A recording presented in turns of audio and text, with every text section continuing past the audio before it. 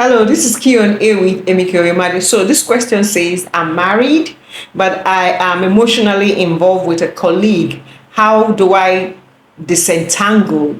Now, disentanglement means that you realize and acknowledge that you are emotionally involved with someone who is not your partner, maybe husband and wife, and so you know that this is not right or healthy for your marital relationship, and so you consciously want to disentangle from that relationship, meaning you want to let it go so you can focus on your marital relationship. The first thing to do is to back off. Now, back off means you want to move away from that relationship.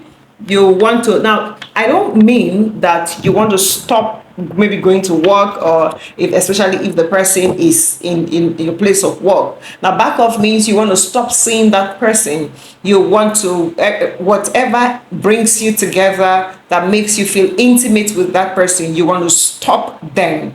Number two, bring back the boundaries. Before you got to that point, as a married person, you had boundaries. So where did the limit break?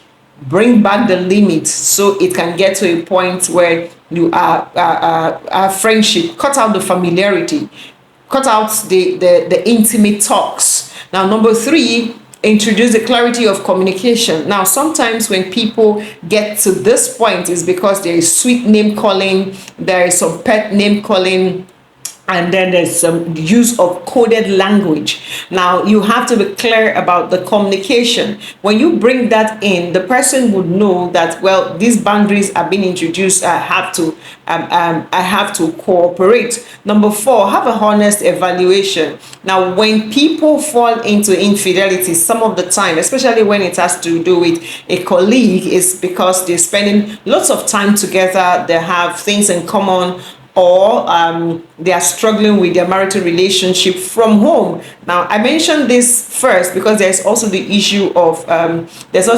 selfishness. Some people go into adultery because of selfishness. Now, do an honest evaluation about yourself. What are your needs, especially your emotional needs, and ask yourself if you are getting those needs met at home, or is that a reason why you are seeking for them outside?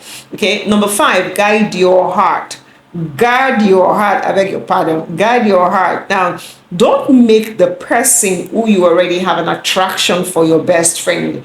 If that person is your best friend, it becomes so easy to have extramarital affairs. So if your best friend is someone you have feelings for, someone you are considering to have an extramarital affair for, it becomes easy. The moment you start crying, the moment you start telling those emotional stories, is going to lead into something more intimate. Number six, know when to say goodbye. Now, this is not someone that you're going to avoid totally, especially like I said earlier, if you walk with the person, or if you are if you're in the same neighborhood, but know when to draw the line.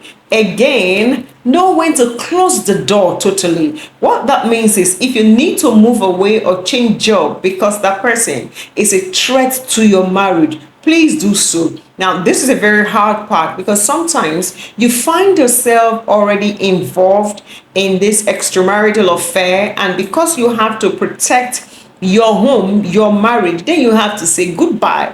Sometimes those goodbyes are very hard to say. You have to cry, you have to let go maybe some happy part of you so you can focus on your partner, your family, your marriage. As hard as those goodbyes are, they are healthy for you, your heart, and your family. The truth is that there are some people who walk into our life, as wonderful as they may be, they may not be good for what we share with our partner. Now, that's just part one of Q&A of this response of disentangling. In the next video, I'm going to take part two. Don't go away.